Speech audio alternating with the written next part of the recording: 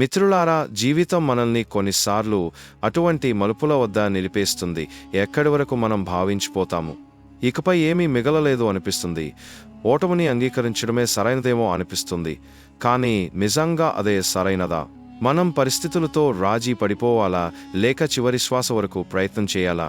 ఒకవేళ ఎవరో తమ జీవితంలో పదే పదే పడిపోతూ కూడా లేచి నిలబడితే వారు విజయవంతులవుతారా? ఈరోజు మనం చెప్పుకోబోయే కథ ఇదే చెబుతుంది. ఎప్పుడు ఓటమి అంగీకరించవద్దు. ఇది కేవలం ఒక కోల్పోయిన బాలుడి కథ కాదు, ఇది మన అందరి జీవితానికి ప్రతిబింబం.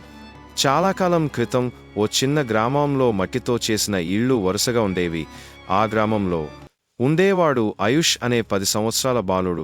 అతని కుటుంబం చాలా పేదది, కానీ తల్లిదండ్రులు అతన్ని ప్రేమతో నిండినవారు. తండ్రి పొలాల్లో కష్టపడి పనిచేస్తూ ఉండేవాడు. తల్లి ఇతరుల ఇళ్లలో పనులు చేసేది. ఆయుష్ ఎల్లప్పుడూ తల్లిదండ్రులకు సహాయం చేయాలని కోరుకునేవాడు. కానీ వయసు చిన్నది, జీవితపు నిజాల గురించి అతనికి తెలియదు. చదువుకొని పెద్దవాడవాలని అతని కల, కానీ పేదరికం అతని కలలను బంధించింది. విద్య కోసం అవసరమైన పుస్తకాలు లేక, బట్టలు లేకపోవడం, చాలాసార్లు ఆకలితో పడుకోవడం, ఇవన్నీ అతని దినచర్య. అయినా అతని ముఖంలో బాధ కనిపించేది కాదు. ఒకరోజు అతని తండ్రి అవసరాల వల్ల ఆయుష్ను నగరానికి పంపించాలనే నిర్ణయం తీసుకున్నాడు. గ్రామంలో అవకాశాలు లేవు.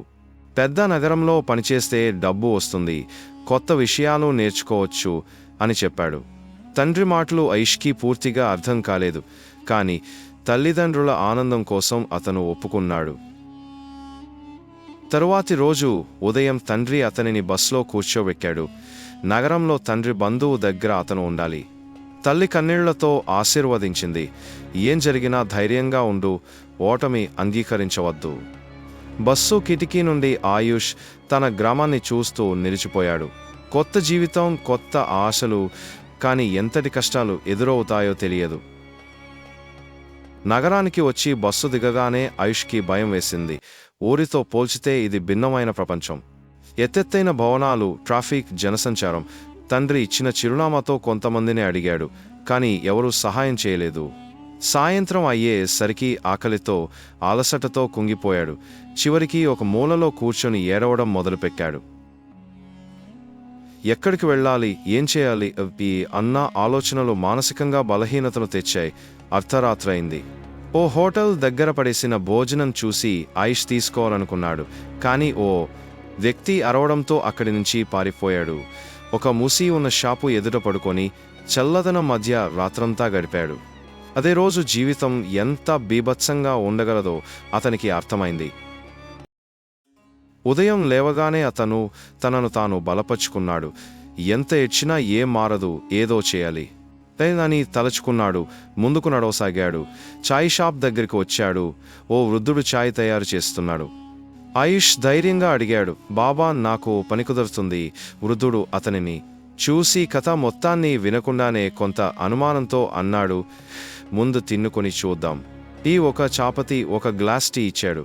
తరువాత అతనికి చిన్న పనులు ఇచ్చాడు. ఆ కప్పులు శుభ్రం చేయడం, టేబుల్ క్లీన్ చేయడం, కస్టమర్లకు నీరు ఇవ్వడం.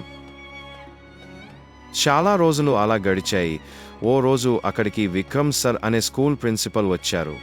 ఆయుష్ను చూశారు. అతని కష్టపడే స్వభావం, నేర్చుకునే తాపత్రయం చూసి అడిగారు, నీవెందుకు స్కూల్కి పోవట్లేదు? ఆయుష్ తలనమిలి అన్నాడు, నాకు డబ్బు లేదు సార్. ఇది విని విక్రమ్ సార్ అతనికి స్కూల్లో అడ్మిషన్ ఇప్పించాలనుకున్నారు. చాయ్ బాబా కూడా ఒప్పుకున్నారు. ఆ రోజు నుంచి ఆయుష్ పగటిపూట స్కూల్, సాయంత్రం పని. అతని కష్టపడే స్వభావం అతన్ని గొప్పవాడిగా మార్చింది. స్కాలర్షిప్ దక్కింది. కాలేజ్లో అడ్మిషన్ దొరికింది. చివరికి అతను పెద్ద కంపెనీలో ఉద్యోగం పొందాడు. అయినా తన గతాన్ని మరవలేదు. తిరిగి అదే చాయ్ షాప్కు వచ్చాడు. చాయ్ బాబా బహుగా వృద్ధుడు అయ్యారు. ఆయుష్ చెప్పాడు, ఇప్పటి నుంచి మీరు విశ్రాంతిగా ఉండండి బాబా, మీకోసం కొత్త ఇల్లు కొన్నాను. తన ఊరికి వెళ్ళి తల్లిదండ్రులను కౌగిలించుకున్నాడు. వారి కన్నీళ్లు ఆనందంతో నిండిపోయాయి. ఈ కథ మనకు చెప్పేది ఒకటే, జీవితం ఎంత కఠినంగా ఉన్నా మనం ఓటమిని అంగీకరించకూడదు. ప్రతిబంధకాలు మనల్ని బలవంతులుగా తయారు చేస్తాయి. మన తప్పులు మనకు నేర్పిస్తాయి. అసలు ఓటమి ఎప్పుడూ మనమే ఇవ్వగలిగినదే. మిత్రులారా, ఈ కథ మీకు నచ్చితే లైక్, షేర్, కామెంట్ చేయండి. మరియు ఇలాంటి ఆశాజనకమైన కథల కోసం మా ఆర్టిఫిషియల్ తెలుగు స్టోరీస్ యూట్యూబ్ ఛానల్ని సబ్స్క్రైబ్ చేయడం మర్చిపోవద్దు.